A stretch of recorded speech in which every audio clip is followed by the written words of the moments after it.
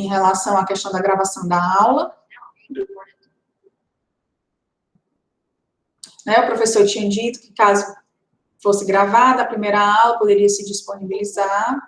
Né, vi que algumas pessoas disseram que preferiam ver depois, mas eu acho, assim, que todo mundo está aqui, né, assim, acho que talvez a aula seria mais interessante, vocês poderiam tirar as dúvidas, né, e a gente poder continuar, né, que eu possa dar aula mesmo ao vivo, para que essa interação, para que as dúvidas possam ser tiradas na hora, acho que fica mais interessante. Tá? Eu vou... Tudo ok para vocês? Tudo ok, né? Então, pronto. Deixa eu só colocar aqui minha apresentação, tá? Vou colocar uns slides. Vocês já tiveram acesso, né, aos slides que eu passei no grupo. Vou passar, Sim, tá lá disponível. Tá, né? Depois vou colocar aqui mesmo assim os meus slides, tá? Disponibilizar aqui para vocês.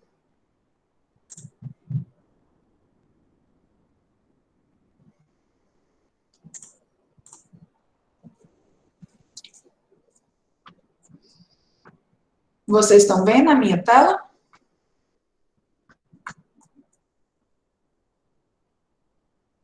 Pronto? Deu certo, Agora né? sim.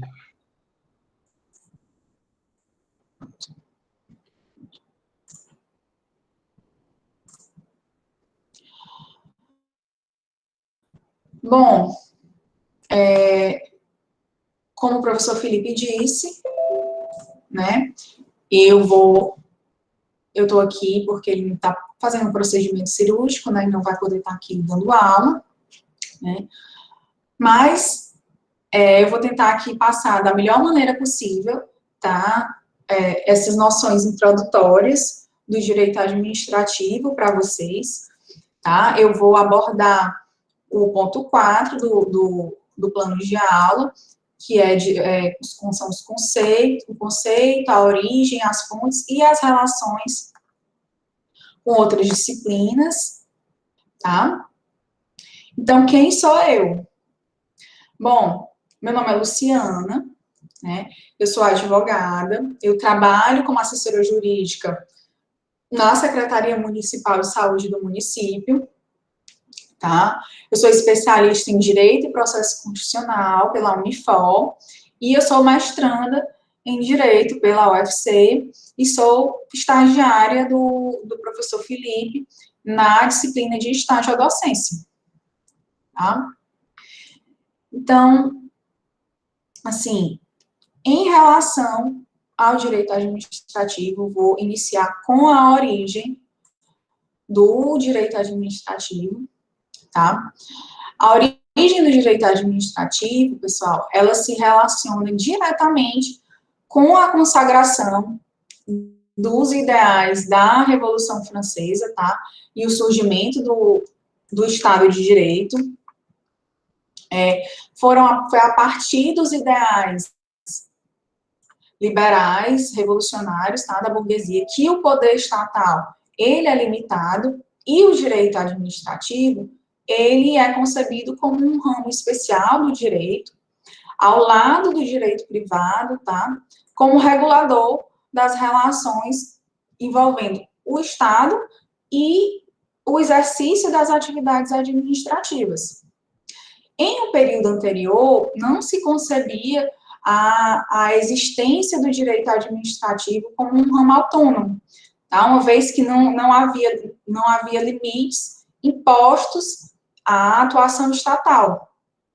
Então, o Estado absoluto, tá, que foi vigente nos séculos XIV a XVIII, ele se caracterizava pela centralização do poder nas mãos do monarca, tá, que possuía poderes ilimitados. A vontade do rei era a própria vontade do Estado, era a lei suprema. Então, dessa forma, o Estado, ele, por não se encontrar limitado pela ordem jurídica, tá? Ele não poderia ser responsabilizado por qualquer dano que ele viesse a causar a terceiros, tá? Então, essas tiveram 3 grandes conquistas, tá? Que foram importantes para a limitação do poder estatal, né? E veio a conceder essa proteção dos cidadãos, tá? 3 conquistas revolucionárias importantes que foram o princípio da legalidade, o princípio da separação de poderes, tá? E a declaração dos direitos do homem e do cidadão.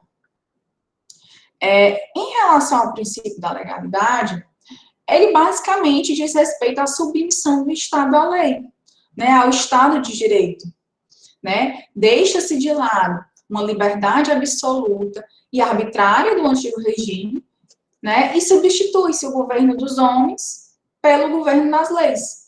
Né, o monarca deixa de ter esse poder absoluto, né, arbitrário em face dos cidadãos. É importante registrar, pessoal, que mesmo antes da Revolução Francesa, haviam, sim, alguns documentos que limitavam o poder estatal, como a Magna Carta do João Sem Terra, né, de 1215, porém não havia uma sistematização dessas limitações, tá? Porque essa sistematização, como o direito administrativo, né, que é uma sistematização dessas normas, só foi se dá após a Revolução Francesa, tá? E quando eu falo em Estado de Direito, né, em regras básicas, em linhas básicas, eu falo que é um Estado juridicamente organizado e obediente às suas próprias leis. Então, há leis que vão regular aquele Estado, né? Em relação ao princípio da separação de poderes, ele é um mecanismo, tá, de limitação do exercício do poder estatal, tá, que evitava, né, que evita, inclusive, a concentração de poderes nas mãos de um mesmo órgão. No caso, era o rei, né? Então, o rei administrava, o rei, ele legislava, o rei fazia tudo, né? O rei julgava. Então, os 3 poderes tinham só uma concentração na mão do rei. Então, o Estado de Direito e a separação de poderes, né, a tripartição de poderes, eles são pressupostos do direito administrativo, porque eles trouxeram essas limitações para o Estado, tá? A Declaração dos Direitos do Homem e do Cidadão, de 1789, ela também traz, né, essa limitação para a atuação do monarca, né, para a atuação do Estado, porque ela consagra direitos fundamentais que são oponíveis ao Estado. Os direitos fundamentais são aqueles direitos, são os direitos básicos, né, já de direitos fundamentais à dignidade dos indivíduos. Então, o Estado, na sua atuação, ele tinha pelo menos que garantir aqueles direitos, tá? Direitos mínimos. Quem quiser dar uma olhada na Declaração dos Direitos do Homem e do Cidadão, para ver quais eram os direitos que estavam lá enrolados, né, você pode colocar no Google, dar uma olhadinha, né, só a título de conhecimento mesmo, né. Então, a Revolução, pessoal, foi muito importante, porque ela impôs aos governantes, né, a necessidade de se estabelecerem regras, né, regras especiais e limitadoras dessa ação estatal,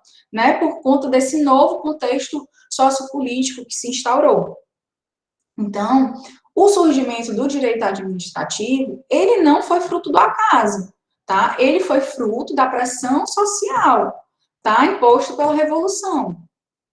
Então, por isso, é a importância da Revolução Francesa e das suas conquistas na criação do direito administrativo, tá? E em relação ao contexto brasileiro, da origem do direito administrativo, tá? No contexto brasileiro, o direito administrativo ele vai surgir e se desenvolver no Brasil após o período colonial, tá? Com a declaração de independência e a instituição de uma monarquia limitada pela ordem jurídica, tá?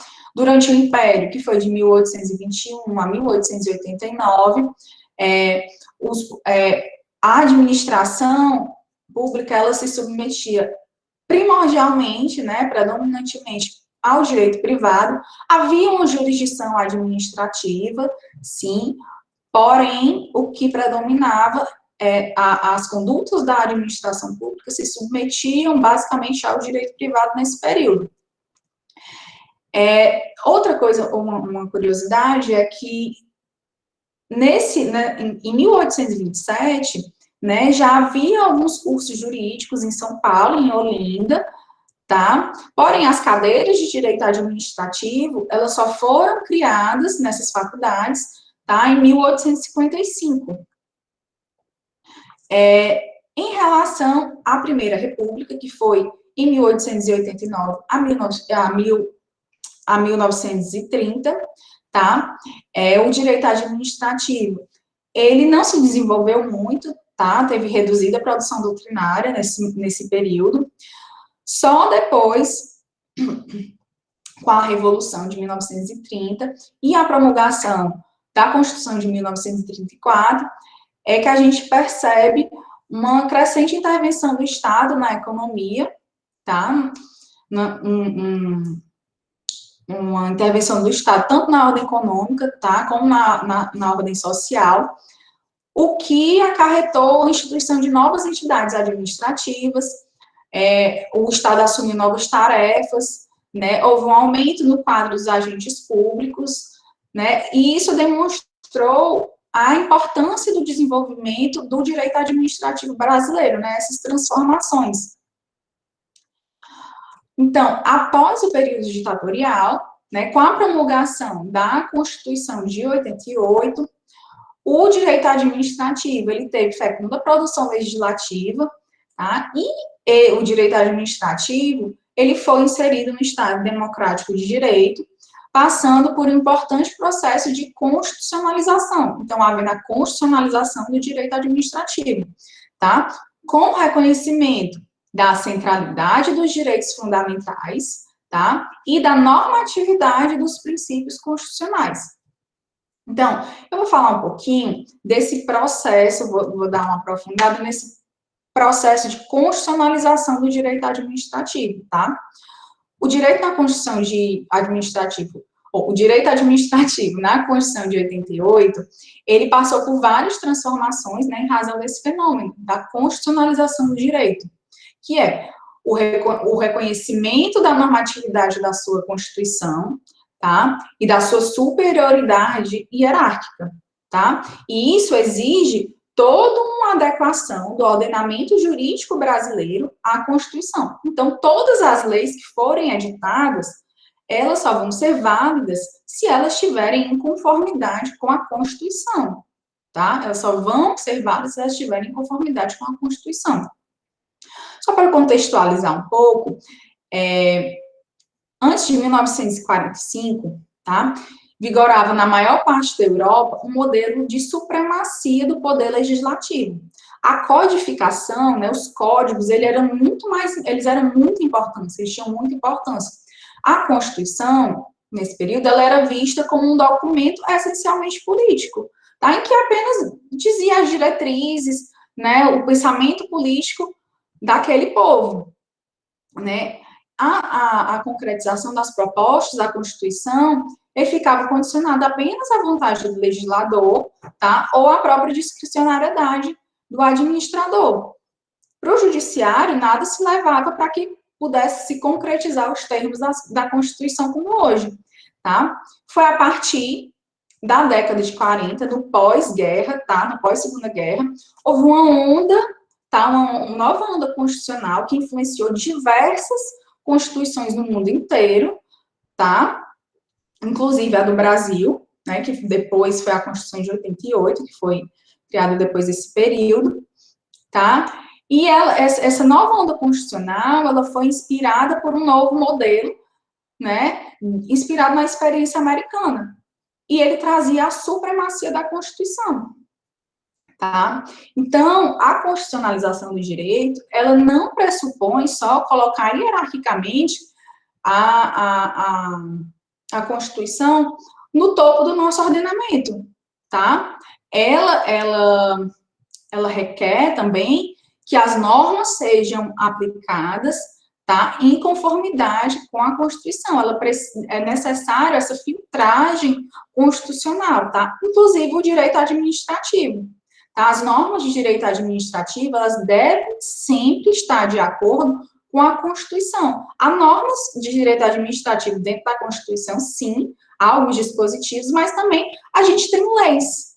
Leis que estão fora da Constituição, que versam sobre direito administrativo e que essas leis têm que estar em conformidade com as normas constitucionais, tá? Para aprofundar um pouco o tema, quem quiser, tá? Pode ver o texto Neoconstitucionalismo e Constitucionalização do Direito, o triunfo tardio do direito constitucional no Brasil, tá? É um texto do ministro Luiz Roberto Barroso, tá? Ele é um pouquinho grande, mas ele traz um tópico de 3 páginas, tá? Que fala sobre a constitucionalização do direito administrativo, que é bem curtinho esse tópico, caso vocês queiram dar uma lida, tá? E nesse texto, ele traz um conjunto de 3 circunstâncias, tá? Que devem ser consideradas no âmbito da constitucionalização do direito administrativo. 3 circunstâncias que têm grande importância nessa constitucionalização. Que é a existência de vasta quantidade de normas constitucionais voltadas para a disciplina da administração pública, né? A gente vê diversas normas diversos artigos dentro da nossa Constituição que versam sobre essa matéria, né? Que estabelecem condutas para a administração. O segundo ponto que ele destaca é a sequência de transformações sofridas pelo Estado brasileiro, né, nos últimos anos. Então, essa questão da democratização, né, da obediência aos direitos fundamentais, né, trouxe diversas transformações no Estado brasileiro, tá, fazendo essa conformidade, né, das normas à Constituição, tá? E 3, a influência dos princípios constitucionais sobre o direito administrativo, né? Os princípios, vocês vão ver que eles são são muito importantes na conduta da administração, nos atos da administração, eles têm diversos princípios que regem, tá, a conduta. Se vocês colocarem no artigo 37, vocês já vão ver no caput, logo na cabeça do artigo, né, diversos princípios relacionados à atuação da administração pública, tá? E eu passo agora para o conceito de direito administrativo, tá? Vou fazer de início uma introdução, tá? Não vou abordar exatamente o conceito de direito administrativo agora, certo?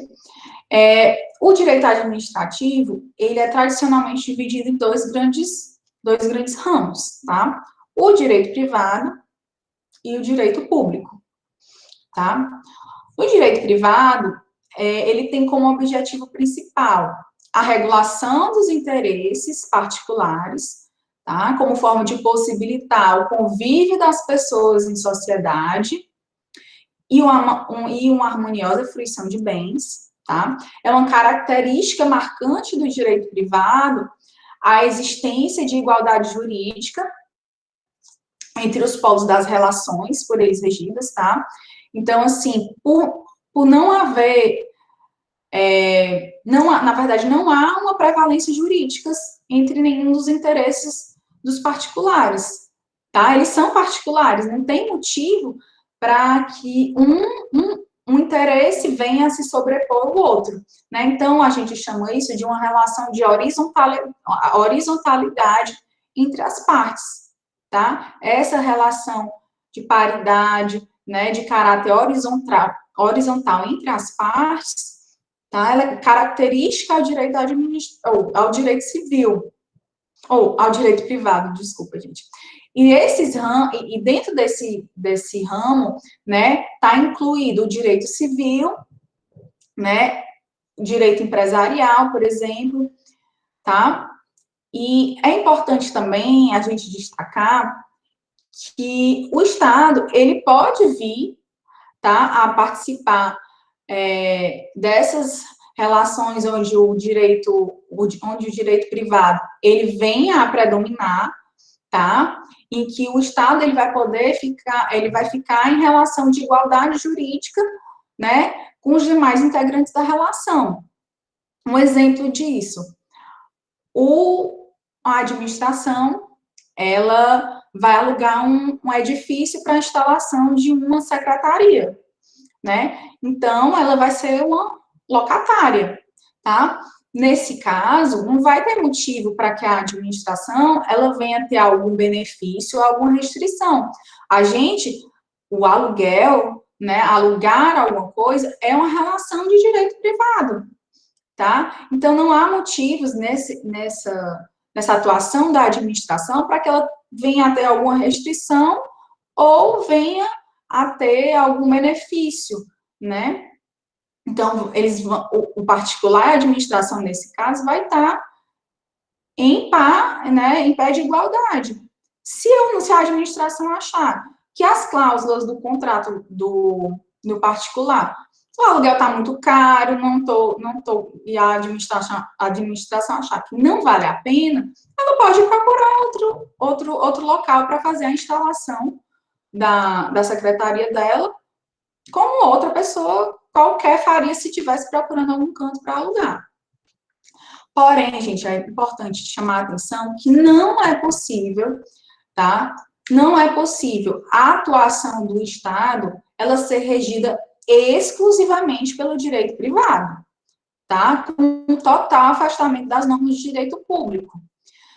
Nesse caso, em que a administração, ela está alugando esse prédio, ela está numa relação predominantemente privada. Isso não quer dizer que seja exclusivamente privada, tá? Então, assim, por mais que eu vá alugar, que eu esteja no papel de locatária como administração, mas eu vou ter que me submeter aos princípios da administração, como a moralidade, certo? A indisponibilidade do interesse público, a eficiência. Então, em alguma medida, eu vou estar sempre também ainda submetida a algumas regras de direito público, a alguns princípios, tá? A administração não pode exclusivamente, tá, ficar adstrita ao direito privado, se afastando total do direito público. Outra coisa também é que algumas relações de direito privado que podem ter repercussão no interesse da coletividade, tá? Em casos assim, é comum no ordenamento jurídico ele estabelecer algumas regras de direito público, tá? Que vão ser impositivas, que vão derrogar algumas normas de direito privado, excluindo a possibilidade das partes, por exemplo, livremente fazerem a sua vontade, tá? E pode até afastar a incidência de alguns princípios basilares do direito privado, que é a autonomia da vontade e a liberdade negocial. Então, um exemplo, se eu quero abrir um restaurante com um sócio, né? A gente tem a autonomia da vontade de abrir o restaurante e tem a liberdade negocial, tá tudo ok. Mas a gente precisa estar em conformidade com as regras impostas pela vigilância sanitária. Senão, o meu restaurante não vai poder funcionar, né? Então, isso é uma incidência do direito público, né, nas relações privadas, né? Essa imposição de estar em regularidade com a vigilância sanitária, né? Isso não é um propósito, assim, o direito público não está indo impedir minha atividade administrativa, mas pelo interesse público, para que os meus usuários, eles não venham a ficar doentes, né, a contrair alguma doença, indo ao meu restaurante, né, ele precisa estar em conformidade com essas normas, tá? Ficou entendido até aqui? Repetir essa última parte, por favor. Uma dúvida na parte da definição de direito público e direito privado. Hum, Essa desigualdade de relação jurídica do direito público, eu não entendi muito bem do que se trata. pronto.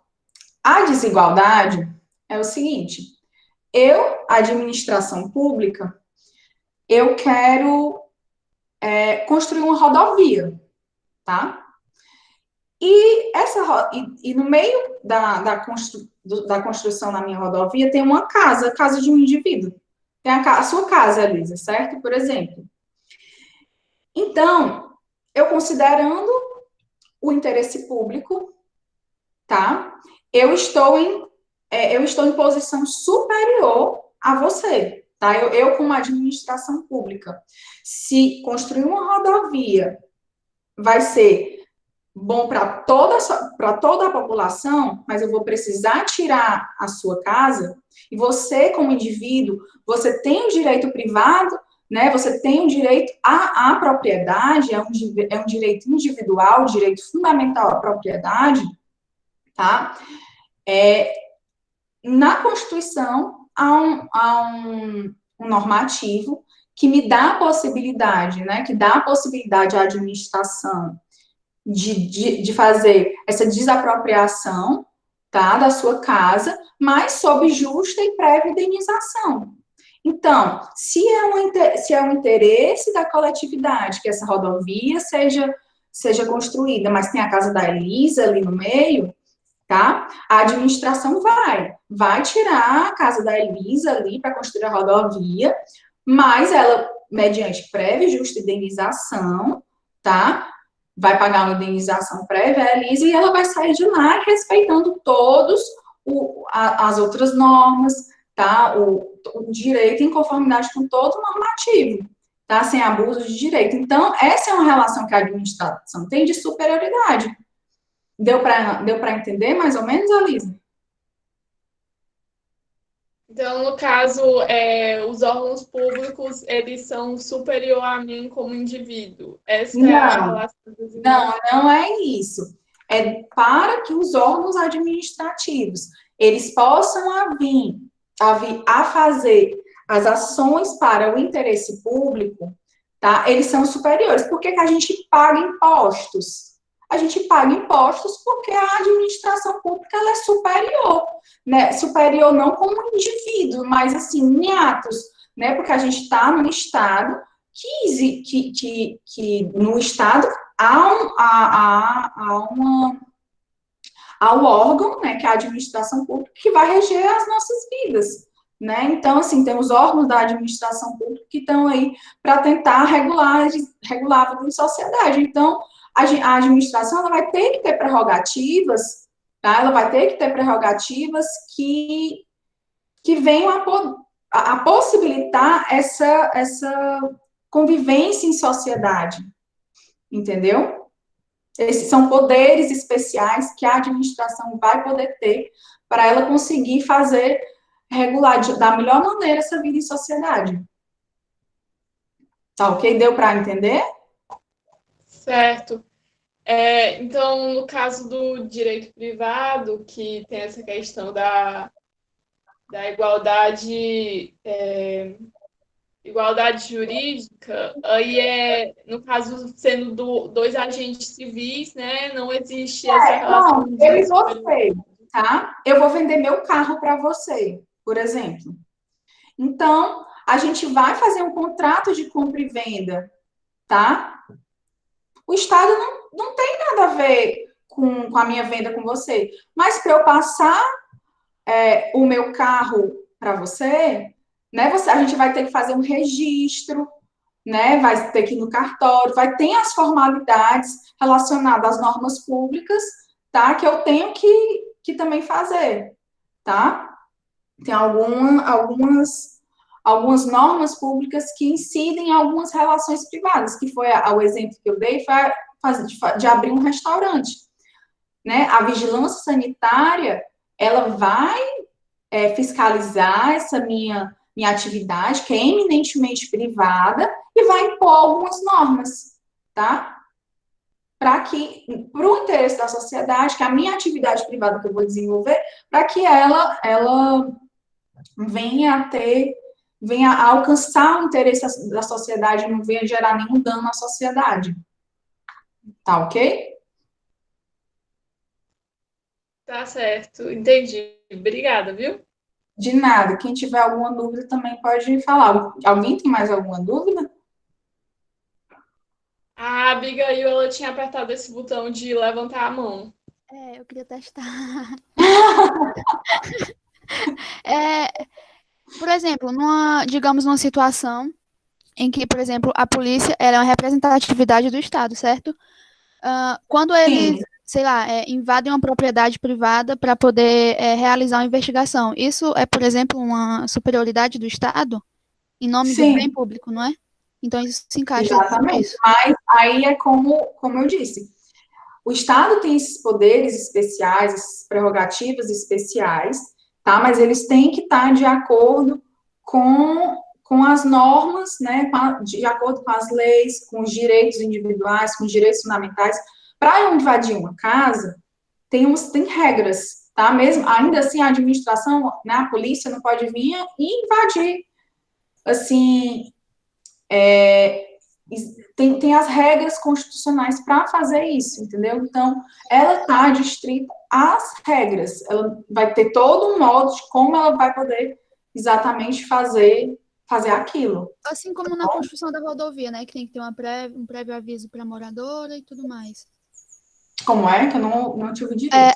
Assim como o Estado está sujeito às regras também no caso da construção da rodovia, em que tem que ter um prévio Exatamente. aviso e tudo mais, né? Ele tem que ter prévia e justa indenização para a pessoa que vai ser desapropriada, até porque ele é a casa dela, né? Então, Sim. não seria justo que o Estado chegasse, vou desapropriar porque é um bem do interesse público.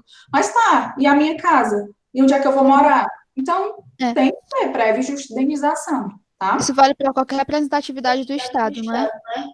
Qualquer agente que represente o Estado.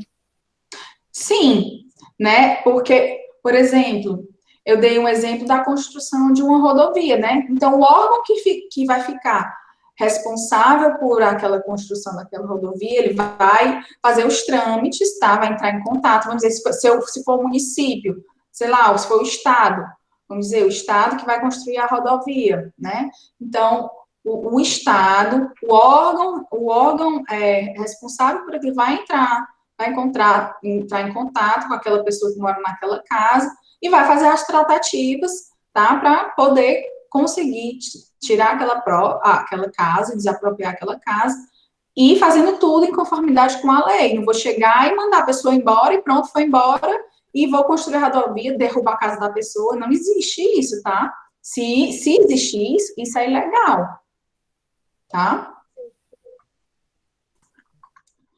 Bom, e em relação ao direito público, tá? Já falei aqui já falei da desigualdade, né, das relações jurídicas para vocês, já falei, não, né, só fiquei no direito privado, né? Bom, o direito público, tá? Ele tem por objeto principal a regulação dos interesses da sociedade como um todo, tá? Né, de regular a disciplina das relações entre a sociedade e o Estado, né, de disciplinar também o regramento das relações entre as entidades, né, e os órgãos estatais entre si, né, a tutela do interesse público, ela só deve alcançar condutas individuais de forma indireta ou reflexa, que é exatamente isso. Como eu falei, por exemplo, no exemplo do restaurante. Eu não quero empatar a sua atividade, tá? De abrir seu restaurante. Mas reflexamente ou de forma indireta, a minha conduta, né, visando que você dê uma segurança alimentar para os seus usuários, né, conforme as normas da vigilância sanitária, eu atingo por via reflexa, né, uma conduta individual sua, tá? Então, a tutela do interesse público pode causar isso, um alcance em condutas individuais de forma indireta ou reflexa. E a característica do direito público é a desigualdade nas relações jurídicas, tá? Essa é uma verticalidade, o administrado está em cima, né, tá? E o indivíduo, ele está abaixo da administração, certo? Isso tudo, essa superioridade, tá, em relação ao particular, ela advém de alguns princípios, tá? Que é a supremacia, principalmente do princípio da supremacia do interesse público, tá? Incluindo dentro desses ramos, ou dentro desse ramo do direito público, a gente tem o direito constitucional, o direito administrativo, tributário, entre outros, tá? Então, quando eu falo que os órgãos, tá, os agentes, as entidades integrantes da administração, eles estão vinculados a essas normas de direito público, né, predominantemente, diz que eles desempenham uma atividade sobre o denominado regime jurídico administrativo. Então, no momento que eu estou desapropriando uma casa para a construção de uma rodovia, eu estou sob esse regime, o regime jurídico administrativo, tá? E o que é esse regime jurídico administrativo? Tá? Ele é um regime de direito público, tá? Regime de direito público, aplicável aos órgãos e às entidades que compõem a administração e a atuação dos agentes administrativos em geral. Esse regime jurídico administrativo, basicamente, ele se baseia na existência de poderes especiais para a administração e a imposição de restrições especiais também, tá? Como eu tinha dito para vocês anteriormente, essas restrições, esses poderes não vão existir, tá, nas relações típicas do direito privado, tá? Quando a administração ela tiver nessas relações típicas de direito privado, tá? Essas prerrogativas e essas limitações, elas se baseiam em dois princípios. O princípio da supremacia do interesse público, princípio da supremacia do interesse público e o da indisponibilidade do interesse público, tá? O princípio da supremacia do interesse público, ele fundamenta a existência das prerrogativas, tá? Ou dos poderes especiais, tá? Então, é dele que decorre essa situação de verticalidade nas relações entre a administração e o particular.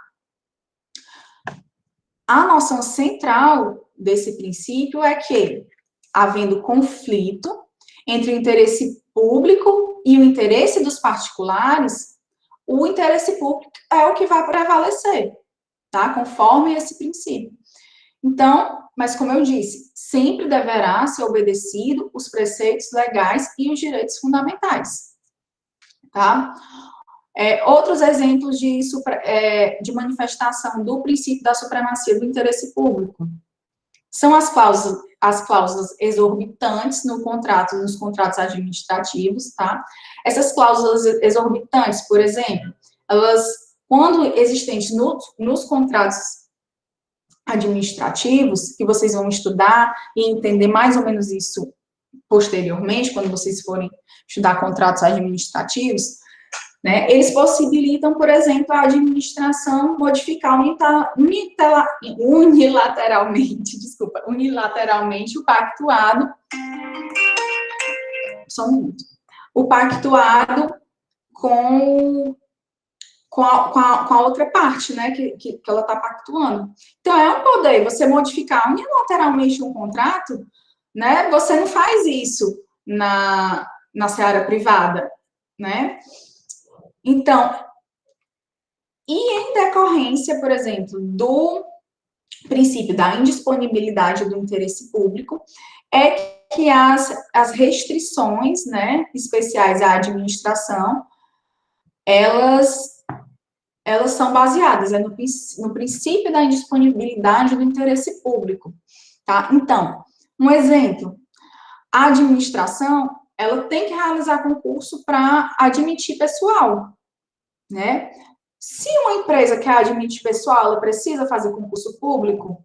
Não, ela simplesmente vai contratar, né? Então, isso é uma restrição à atividade da administração. Por exemplo, se a administração também quiser fazer a aquisição de algumas coisas, ela vai ter que realizar a aquisição por meio de licitação. A empresa também, uma empresa privada, se quiser realizar, por exemplo, a aquisição de vários ar-condicionados, sei lá, de vários equipamentos, ela não vai precisar fazer uma licitação. A administração vai, tá? Isso é outra limitação, tá? Alguma dúvida, Abigail? Ah, tá. É porque tu ligou o microfone, eu achei que tu fosse falar alguma coisa. Bom, então, esses dois princípios que eu falei para vocês, tá? A Constituição, ela não traz eles expressos, tá? Nem a supremacia do interesse público, nem a disponibilidade do interesse público, tá? Mas, apesar disso, esses princípios, eles são basilares do direito administrativo. Nenhum ato da administração, eles podem ir contra esses dois princípios, tá? Então, inclusive, desses dois princípios, decorrem vários outros princípios, tá? Que são, por exemplo, o da legalidade, o da impessoalidade, o da publicidade e o da eficiência que estão esculpidos no caput, tá, do artigo 37 da Constituição. Tá? Então, indo agora para o conceito mesmo de direito administrativo. Vocês tiveram alguma dúvida nessa outra parte, né, que eu acabei de explicar? Ficou alguma dúvida? Professora? Oi. Oi, João Carlos. A indisponibilidade, ela, de certa forma, traz algumas limitações ao poder público, certo? E a legalidade, também, de certa forma, traz limitações, porque a ação da administração ela é limitada. Então, qual seria, de fato, a diferença entre esses dois? Não, na verdade, o princípio da disponibilidade, ele dá origem a vários princípios. Ele é um supra-princípio, como se fosse assim, um princípio super importante, né? Que deu origem, que ele dá, inclusive, origem ao princípio da legalidade, ao princípio da eficiência, da impessoalidade, e que acaba tudo isso, legalidade, tem que agir de acordo com a lei, é uma restrição. Impessoalidade, eu tenho que agir em conformidade com o interesse público. Eu, como agente público, eu não posso, eu quero enriquecer, vou fazer alguma conduta que possa me enriquecer e não fazer o bem do interesse público. Né? Eu tenho que ser impessoal na minha conduta, tá? A moralidade também, a conduta é também um tipo de limitação. Então, desse princípio, decorre vários outros princípios limitadores, tá? Que limitam a atuação da administração. Ficou claro, João Carlos? Ficou, entendi. Tá? Em relação ao conceito de direito administrativo mesmo, tá? Não existe uniformidade nos conceitos apresentados pela doutrina, tá? Eu trouxe 3 para vocês, um mais clássico, tá? Que é o do Eli Lopes Meirelles, o do Rafael Carvalho, que é o do livro que a gente indicou, tá? É um conceito mais enxuto, tá? Mas é bem contemporâneo, principalmente achei interessante, porque ele fala aqui sobre a questão dos direitos fundamentais, né? Que a administração, quando for aplicar suas normas, suas regras, elas têm que tem que fazer valer direitos fundamentais. E o outro conceito que eu trouxe, que eu acho bem interessante, é o do Marcelo Alexandrino Vicente Paulo, Direito Administrativo Descomplicado, tá? Então, o que é que eles falam?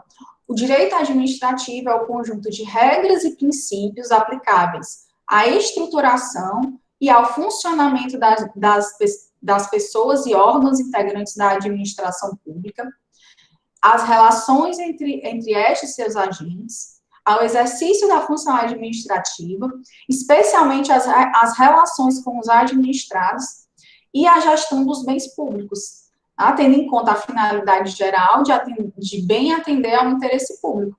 Então, esse conjunto de regras e princípios, tá, vão ser aplicáveis a todo o funcionamento da administração pública, tá, a todos os agentes, né, que estiverem no exercício da função administrativa, e levando em consideração atender o interesse público, que essa é a finalidade, né? A administração tem que entender, ou tem que atender ao interesse público.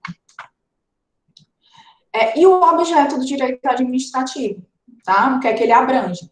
Ele abrange todas as relações internas à administração pública, né? Todas as relações entre a administração e administrados, tá? Bem como também as atividades da administração pública, né, em sentido material, que são exercidas por particulares, né, sobre o regime de direito público. Um exemplo disso é a concessão da atividade de transporte público, por exemplo, tá? Os ônibus, eles têm uma concessão, tá? Para poder eles atuarem, porque, em regra, é o Estado que tem que conceder o transporte público, tá? Ele que deveria fazer essa atividade, mas como o Estado assim, ele não consegue fazer tudo, né? Então, muitas vezes ele pode fazer por meio de concessão e fazer com que uma atividade privada preste, ou uma pessoa privada venha a prestar um serviço público, como é o de transporte, tá? E no direito administrativo, a gente não pode deixar de falar dos sistemas administrativos, tá? O que é o sistema administrativo, tá? Ele é o regime adotado pelo Estado, tá? Para realizar o controle dos atos administrativos considerados ilegais ou ilegítimos, tá? Praticado pelo poder público nas diversas esferas e em todos os poderes. Então, se, por exemplo, a administração, ela desapropria a casa de alguém sem as conformidades legais, tá? Esse ato pode ter um controle, sim, tá? Pelo Poder Judiciário, seja por uma jurisdição administrativa, tá? Então, a doutrina, ela rola 2 mecanismos de controle para a administração pública. O sistema de jurisdição una, que é o sistema inglês, que é o adotado aqui no Brasil, tá? E esse sistema de jurisdição una, ele é aquele em que todos os litígios, seja administrativo ou não, né, todos os conflitos, seja administrativo ou não, envolvendo interesse público ou interesse privado, eles vão poder ser levados ao Poder Judiciário, né? Qualquer ato ilegal que envolva ato público ou privado, ele vai poder ser levado para o Judiciário, envolva matéria administrativa ou não. E é o Judiciário que vai ter competência para decidir o caso de forma definitiva, tá? Podendo fazer coisa julgada. Há também o sistema contencioso, que, né, o sistema do contencioso administrativo, ou da dualidade de jurisdição, que também é chamado de sistema francês, tá? Esse sistema, ele veda o conhecimento pelo Poder Judiciário de atos da administração pública, tá? Atos ilegais da administração pública, ou, enfim, ficando sujeitos à jurisdição especial do contencioso administrativo, que são formados, tá, por tribunais de índole administrativa. Então, nesse sistema do contencioso administrativo, né, ou de dualidade de jurisdição, né, ou francês, ou sistema francês, ele vai ter uma jurisdição comum, que vai julgar matérias de todos os tipos, mas que não seja administrativa, e vai ter a jurisdição administrativa também, tá? Que vai julgar somente coisas relacionadas a matérias administrativas. Esse sistema, até hoje, ele é adotado na França, tá? Então, na França, não se admite o controle judiciais, né, o controle judicial dos atos da administração pública.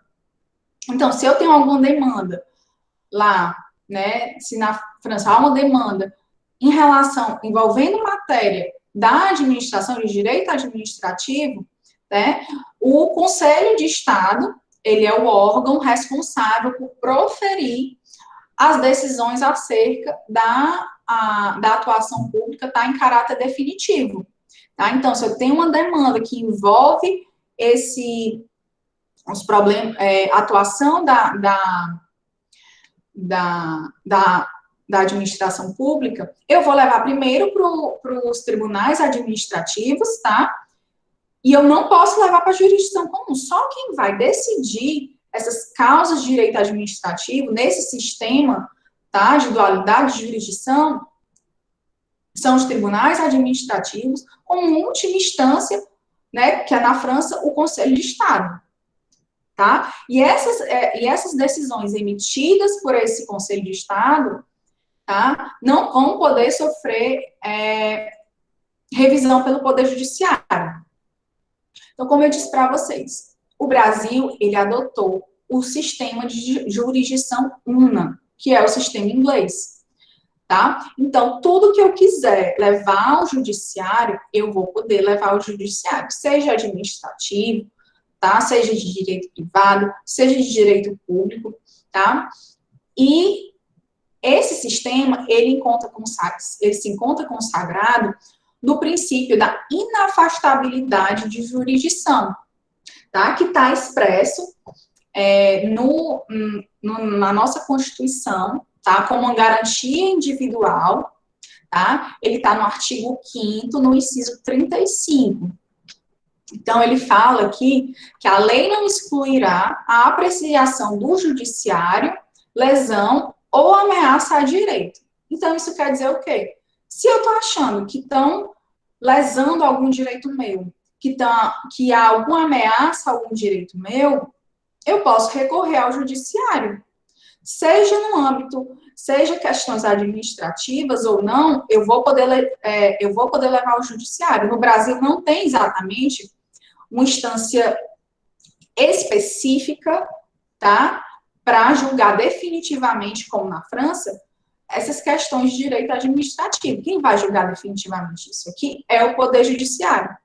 Então, embora seja frequente, tá, alguns conflitos se resolverem no âmbito administrativo mesmo, aqui no Brasil, por exemplo, eu vou pedir uma gratificação lá na Secretaria de Saúde, sou servidora, eu vou pedir uma gratificação. Pedi, me concederam, beleza, se resolveu, não vou precisar ir para o judiciário. Mas se recusarem a minha gratificação, se denegarem, eu vou ao judiciário e vou poder, sim, pedir a minha gratificação. Vai ser o judiciário que vai decidir de forma definitiva. Tá? E o judiciário, ele vai poder ou não confirmar a decisão administrativa, tá? Ou modificá-la. Tá? Se ela tiver contrária à lei, ele vai poder modificá-la e deferir, por exemplo, a minha gratificação que eu pedi à secretaria. Tá? Então, o judiciário, ele depois, quando a decisão não tiver mais recurso, aí ela vai ser definitiva, tá? E é importante falar, pessoal, só um minuto.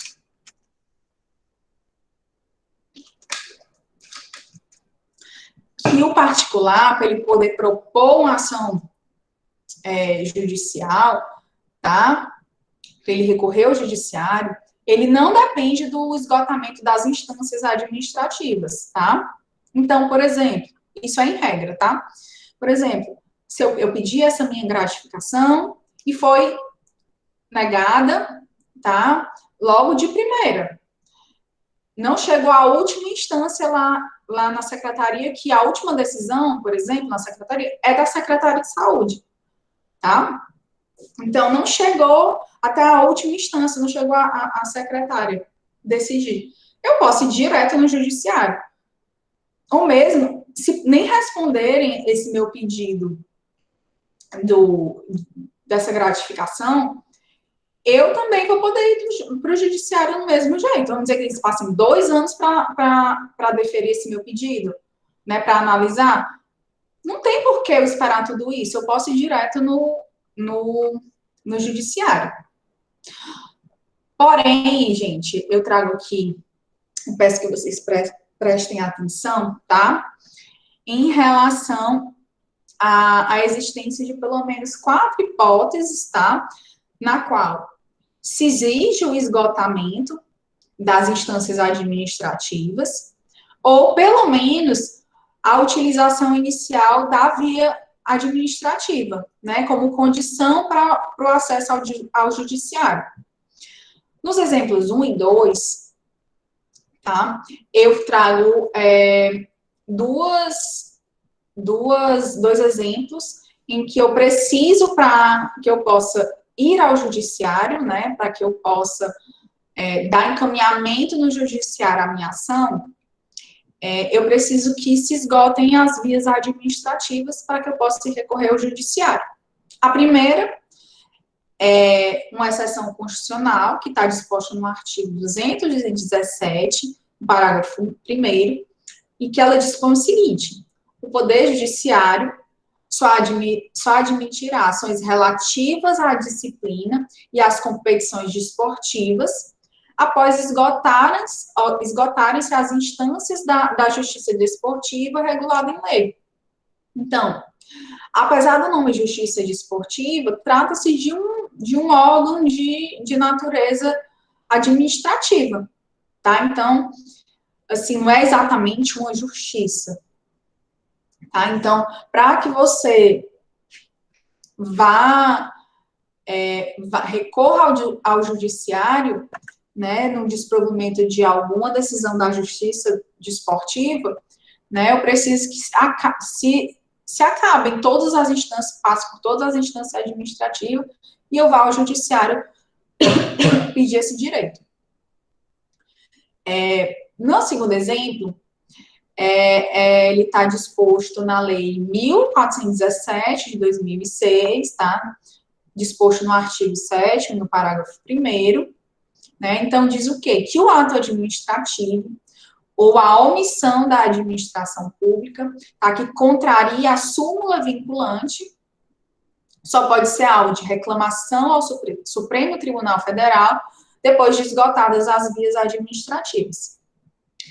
Bom, aqui primeiro eu vou ter que, para vocês conseguirem entender um pouco esse item 2, eu vou ter que explicar, eu vou ter que explicar algumas coisas para vocês.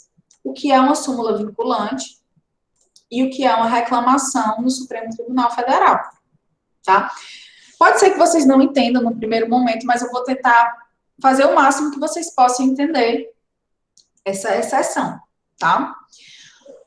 O que é, e antes de explicar, na verdade, o que é uma súmula vinculante, eu vou explicar o que é uma súmula, primeiro, para depois passar para vinculante. A súmula, tá? Ela é o resumo da jurisprudência predominante e pacífica em determinado tribunal, tá? Então, assim, se reiteradas decisões elas são tomadas, elas formam jurisprudência, tá? E se essa jurisprudência, ela é reiteradamente verificada, se os tribunais seguem reiteradamente essa jurisprudência, né, sobre um determinado tema, eles podem propor súmulas no próprio tribunal, tá? Então, propondo essas súmulas, instituindo essas súmulas, o tribunal provavelmente vai seguir, mas pode ser que os desembargadores, os juízes não sigam essas súmulas, não é obrigatório, tá? Ela é uma orientação, tá? Vamos dizer que o STJ, ele edite uma súmula, tá? Se vocês depois quiserem, só para vocês verem a título de curiosidade, coloquem no Google súmulas STJ, súmulas TJ, súmulas né, STF, enfim. Então, vamos dizer que o STJ, ele editou uma súmula.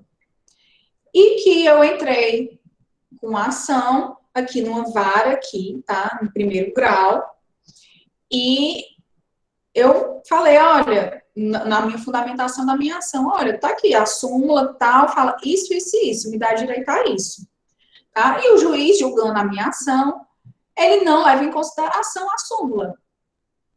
Por mais que seja um tribunal superior, o juiz de primeiro grau pode ser que ele não utilize a súmula, né, na decisão. Então, e denega o meu pedido.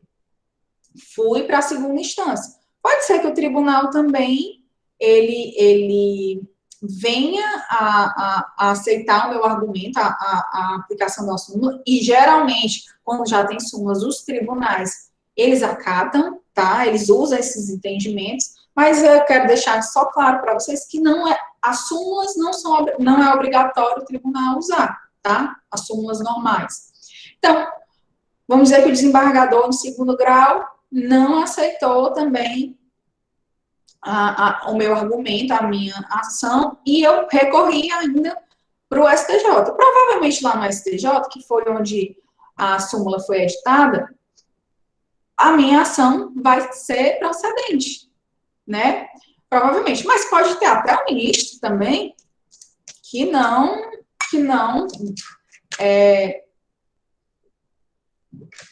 dê aplicabilidade, mas isso é bem raro, tá?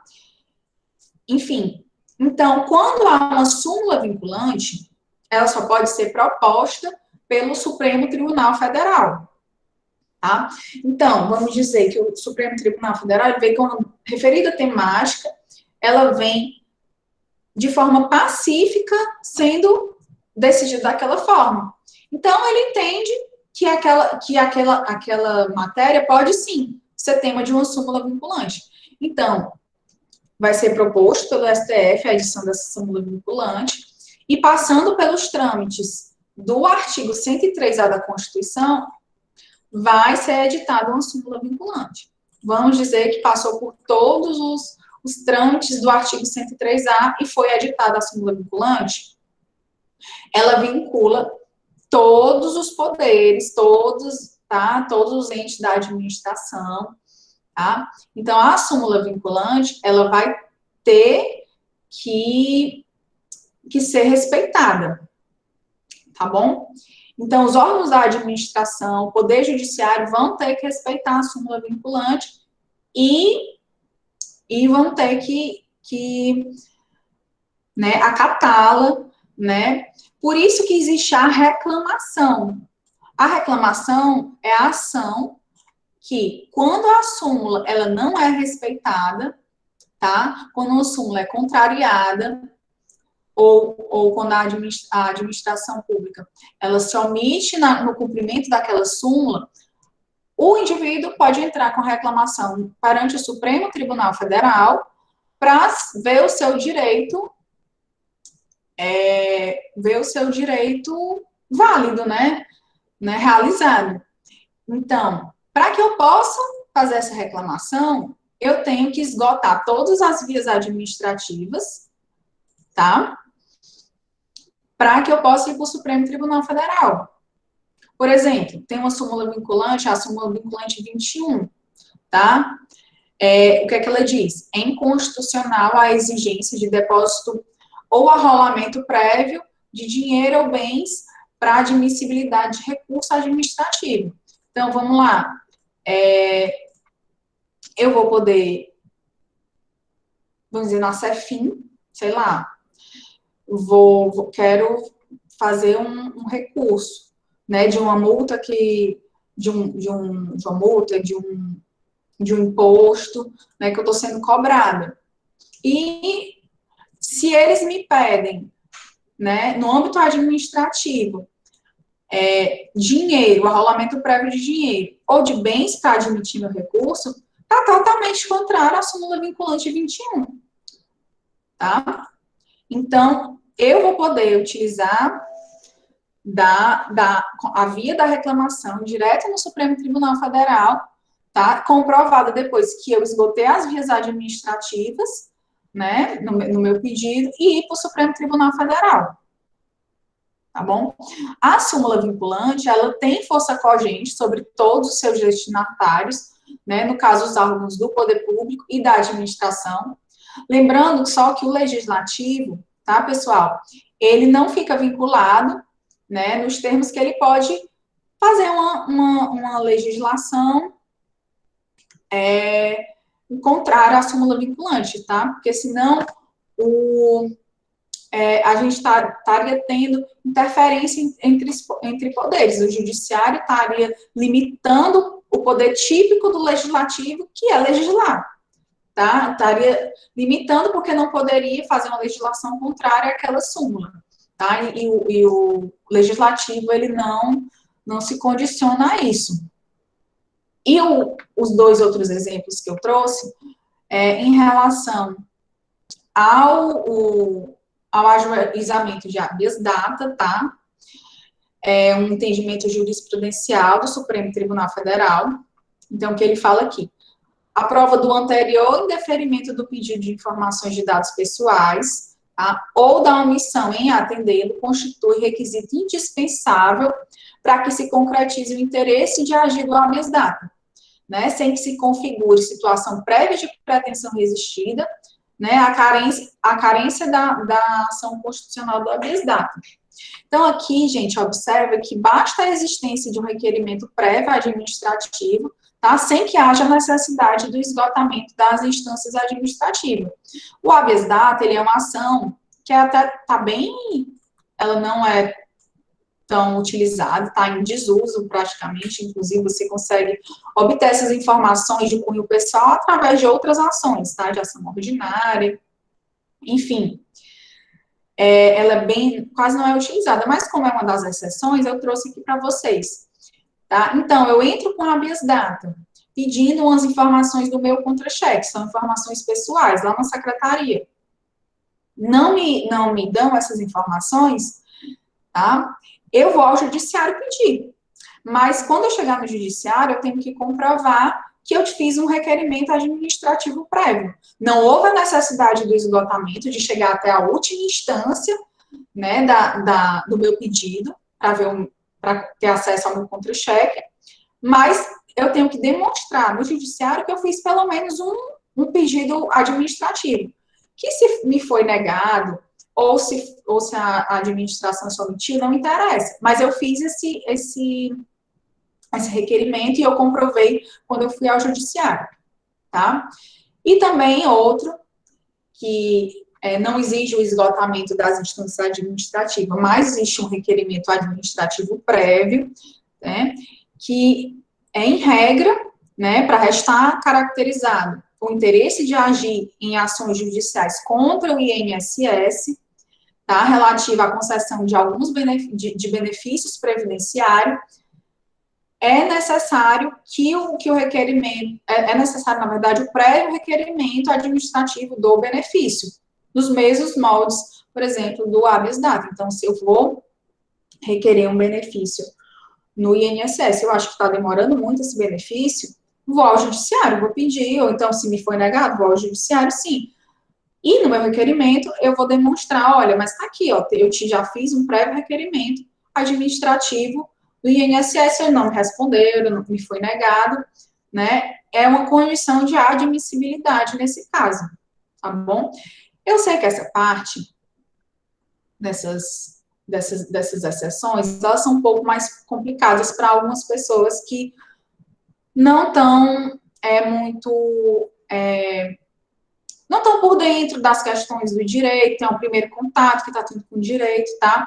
Mas depois, quando as aulas forem se desenvolvendo, tá? Vocês vão ter uma familiaridade com algumas expressões jurídicas, tá? Com algumas ações, com os tribunais, tá? Vocês vão, à medida que o estudo for evoluindo, vocês vão também compreendendo mais essas expressões técnicas do direito, tá? Em relação também ao direito administrativo aqui no Brasil, eu tenho que chamar a atenção para vocês que o direito administrativo aqui, ele não é codificado, como o Código de Direito Penal, né? Como a gente tem um Código de Direito Processual Civil, tem um Código de Direito Tributário, a gente não tem um Código de Direito Administrativo, tá?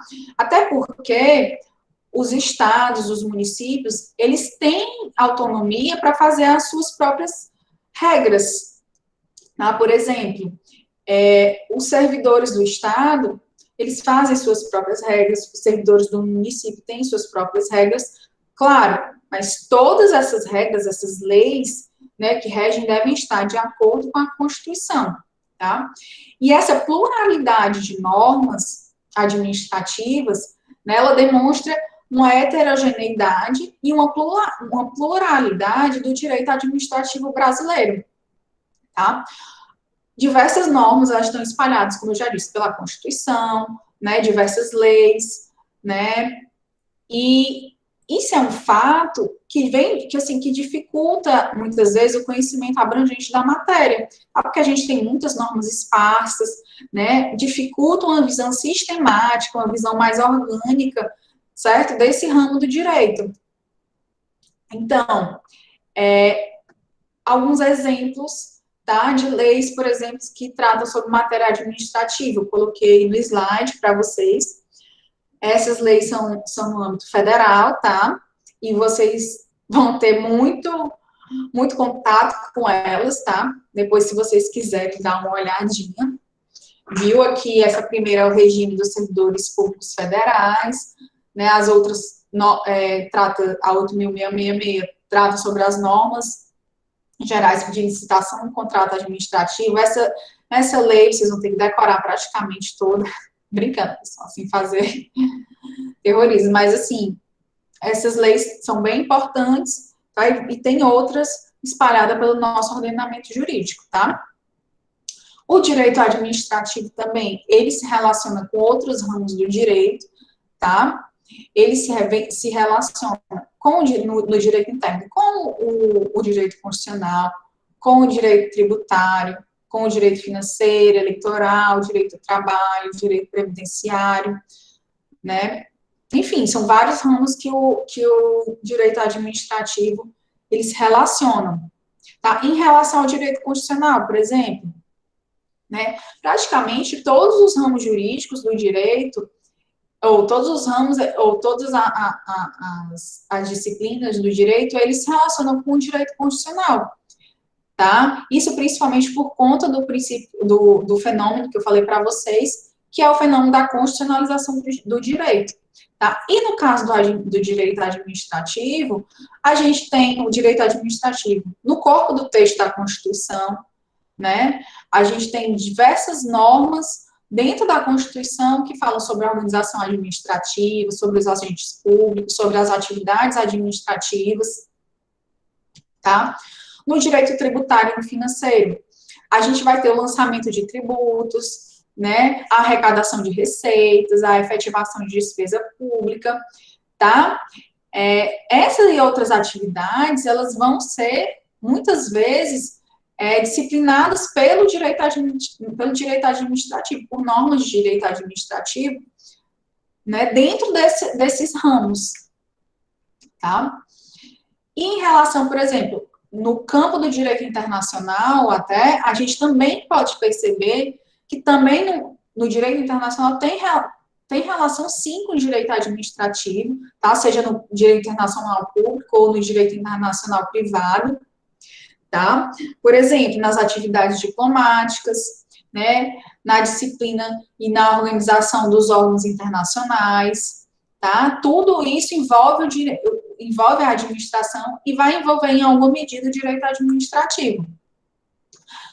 Além disso, o direito administrativo, né, ele também se relaciona com outras ciências não jurídicas, né, a economia, a sociologia. Inclusive, tem uma matéria no direito, né, que é a análise econômica do direito, que ela estuda exatamente só essas relações entre direito e economia, tá?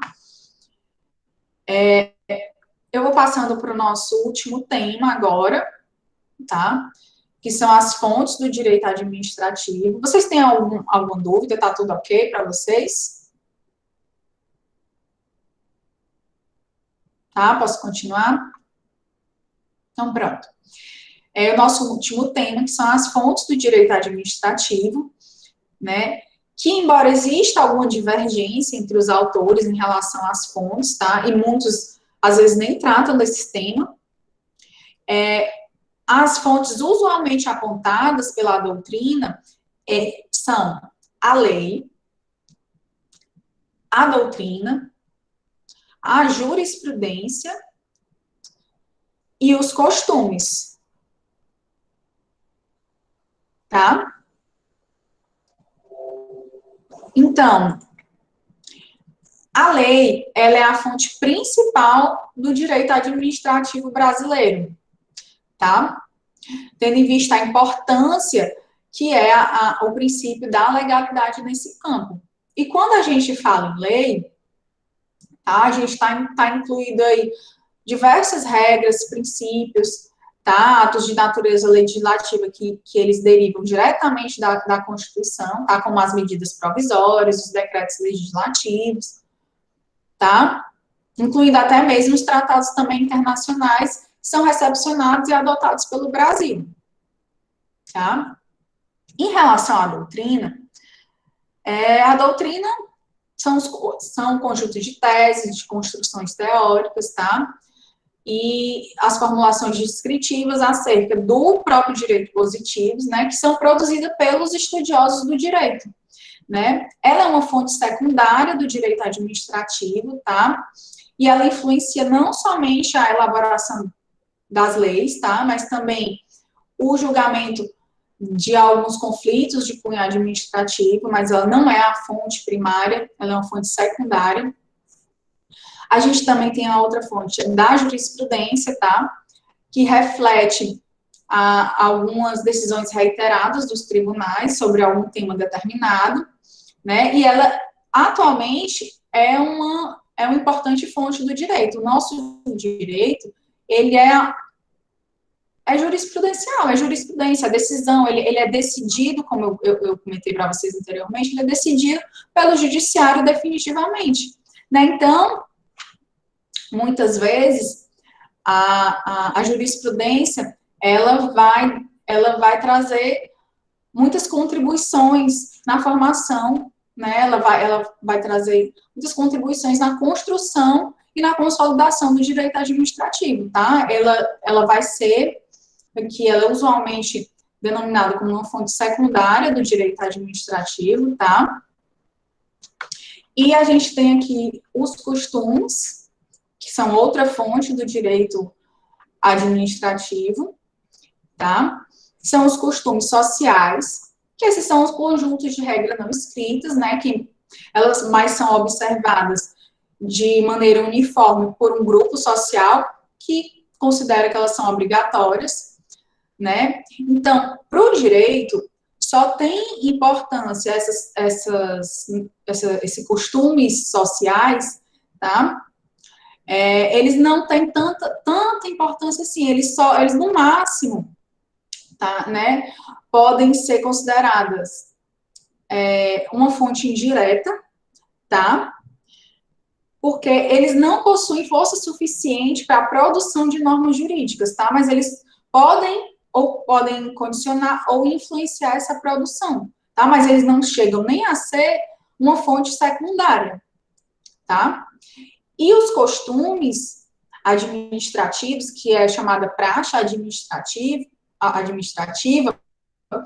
tá? Elas são as práticas reiteradas, tá? Que são, desculpa, peraí, só um minuto. Parceiros, não, tá aqui. São as práticas reiteradas que são observadas pelos agentes administrativos, tá? Diante de determinada situação. Então, a praxe legislativa, no caso de uma lacuna, tá, normativa, ela vem a funcionar efetivamente como uma fonte secundária do direito administrativo, né? E pode gerar direito para os administrados, tá? Então, para o direito administrativo, o costume ele ainda tem um papel importante, tá? Em razão muitas vezes da deficiência da legislação, tá? Apesar de não substituir a previsão legal. Temos um exemplo,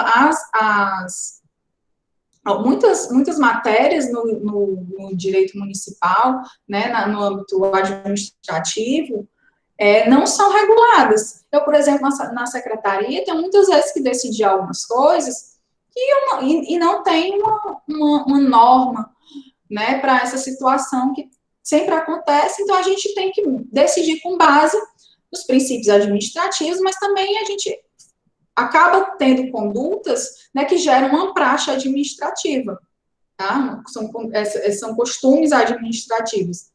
Então, essa prática administrativa, muitas vezes, ela vem suprindo, né, algumas lacunas que são geradas pela falta de normatização nessa área, tá?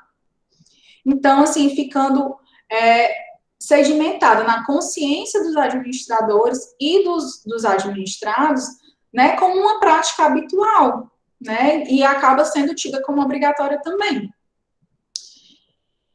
Enfim, um exemplo, por exemplo, se tem uma gratificação, alguma remuneração que é paga sempre para um servidor público, tá? E não tem exatamente uma legislação falando modo como ela deve ser paga. Por exemplo, se paga, sei lá, enfim, vamos dizer, de 3 em 3 meses eu pago essa gratificação, mas a lei não tem dizendo isso, tá? A administração tem pagando de 3 em 3 meses essa gratificação, né? É uma praxe administrativa, tá? Porque a administração tá legislado que ela tem que pagar uma gratificação, né, determinada, vamos dizer, mas não está dizendo como, não vem dizendo como nessa legislação. Então, muitas vezes a administração ela tem que fazer isso, tá? Mas sempre com base nos princípios administrativos, tá? Na moralidade, na eficiência, tá bom? Eu vi aqui que a Elisa colocou, só acho que vou ter que assistir essa aula de novo. Gente, eu sei, como eu já disse, é realmente um pouco complicado para quem não tem familiaridade com direito, tá? Entender muitas vezes das nossas falas um pouco mais técnicas, de termos mais técnicos, mas como eu disse, vocês, ao longo da disciplina, vocês vão pegando familiaridade com isso, tá? E tem coisas que eu não consigo passar para vocês, me desvencilhando de tantos termos técnicos, tá? Muitas vezes eu não consigo nem, assim, eu tentei explicar de uma forma que vocês pudessem entender da melhor forma possível, mas realmente como eu disse, vocês vão no decorrer do curso, vocês vão se familiarizar e vocês vão entender como funciona, né, qual é o funcionamento do direito administrativo. Eu tentei dar essa parte inicial para vocês, de uma maneira, assim, mais detalhada, tá? Para que vocês possam ir se já familiarizando, né? Porque vocês vão ver que vão ser muitas informações, né? Quando for tratar das próprias leis, né? Dos atos administrativos, vão ser bastante informações e vocês, ao longo do semestre, vocês vão conseguir, sim, passar, que eu digo assim, passar pela disciplina já se familiarizando com esses termos e vão sair já sabendo pelo menos, assim, eu espero que vocês saibam bastante de direito administrativo, mas essa fase inicial realmente é um pouco mais complicada. Então, eu agradeço, tá, a vocês, eu espero que vocês tenham gostado. Se vocês tiverem alguma sugestão ou crítica, vocês podem entrar em contato comigo. Também pode, em caso de dúvidas, podem entrar em contato comigo, tá? No e-mail ou WhatsApp, eu estou disponível, tá? Para qualquer dúvida que vocês tenham. E, enfim, é isso. Eu vou fazer só a chamada, tá, pessoal? Rapidinho. Só um minuto, tá? Deixa eu baixar aqui só o arquivo para eu poder fazer a chamada. Tem notas de aula desse tema? Oi? É que o professor falou que ia disponibilizar algumas notas de aula desse tema de hoje. Vai ser só os slides ou tem notas de aula também? Bom, eu fiz os slides, tá? Não sei se ele vai fazer outras notas de aula, tá? Mas o que eu puder passar para vocês de material, eu passo, tá? Eu vou ver se eu tenho mais coisas, tá? E eu posso repassar para vocês, tá? Mas também não sei exatamente o que é que ele vai repassar para vocês, tá? Gente, tá demorando muito eu baixar aqui o arquivo. Peraí, só um minuto, eu vou ver daqui do meu celular para ver se dá certo. Só um minuto, desculpa, tá?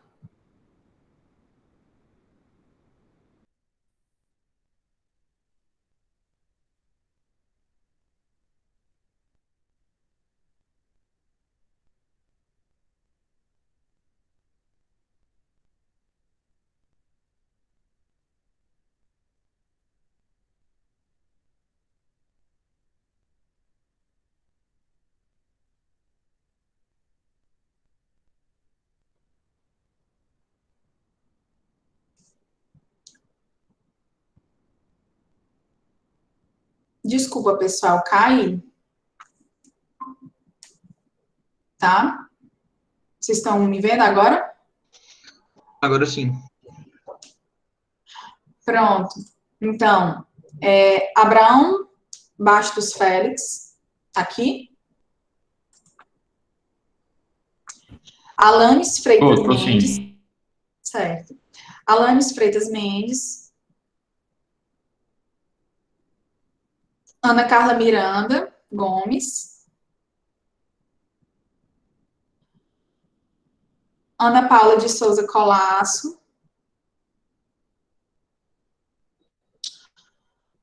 Antônio Adolfo Pessoa. Antônio Marcos Costa dos Santos, tá aqui. Arthur de Andrade Peixoto. Bernardo Preato Brandolin.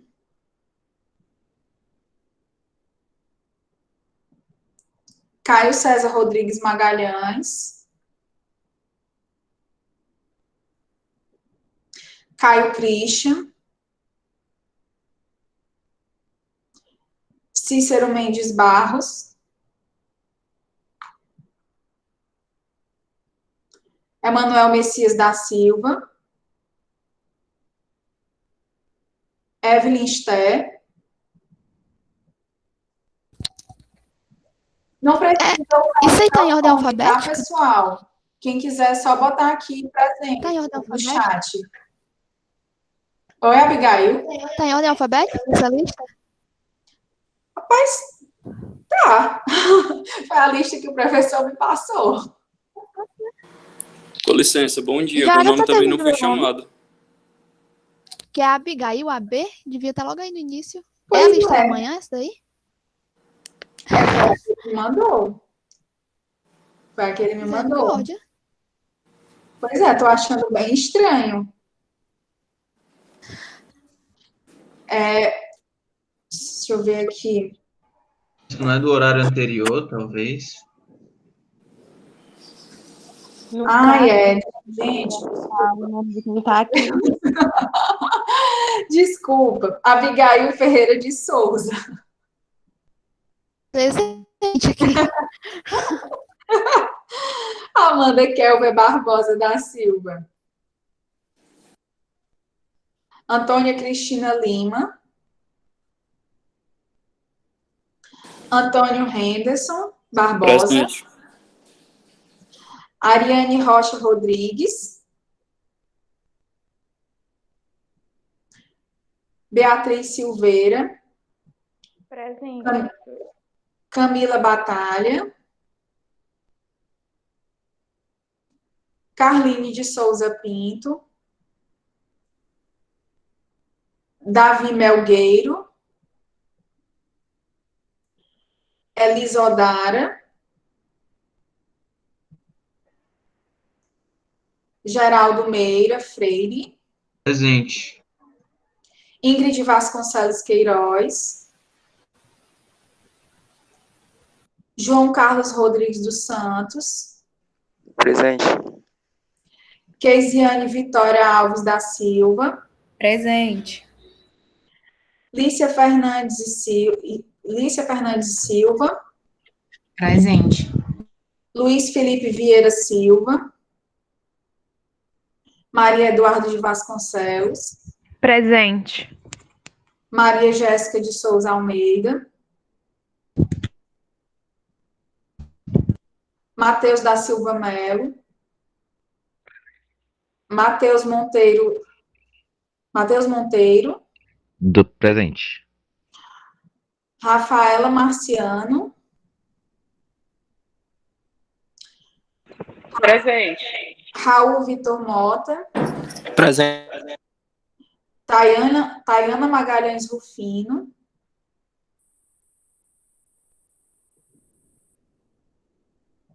Vitor Teles de Menezes, Presente. Vitória Freires da Silva, Presente. Vitória Ingrid.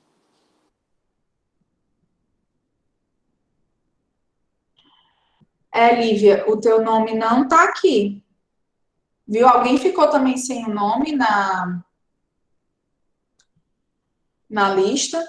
Quem não tiver com o nome na lista, por favor, me manda no privado, tá? Fala comigo lá no WhatsApp e fala que o nome não está na lista para eu poder repassar para o professor, tá? Se alguém tiver mais com a situação da Lívia, tá ok? Então, pronto, é isso, pessoal. Obrigada, tá? Estou à disposição, que precisarem, tá? E bom dia para vocês. Bom dia. Bom dia.